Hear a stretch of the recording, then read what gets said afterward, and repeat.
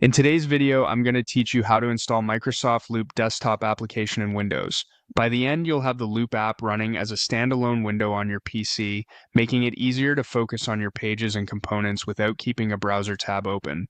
Start by opening your preferred web browser and heading to Google. In the search bar, type Microsoft Office.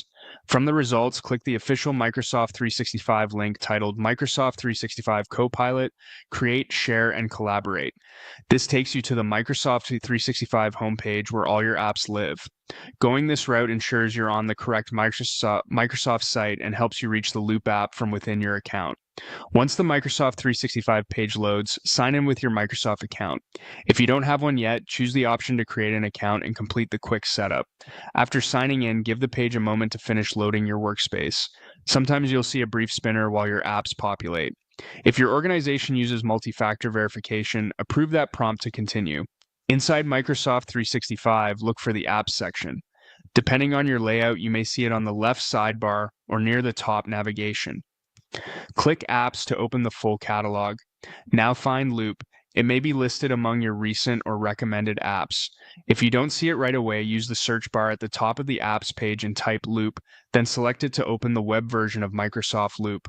With Loop open in your browser, look toward the top of the window for the desktop download or install icon near the star. In Microsoft Edge or Google Chrome, this icon often looks like a small computer screen with a download arrow or a plus sign in a square. Click that icon, then choose Install. This installs Loop as a progressive web app on Windows, giving you a desktop-style experience with its own window and taskbar icon. If you don't see the install icon, switch to Edge or Chrome and make sure you're signed in on the correct account. After installation, Loop will open in its own window just like a native app. You'll also find it listed among your installed apps in Windows. From here on, you can launch Loop directly without visiting the browser first, and updates will be handled automatically in the background.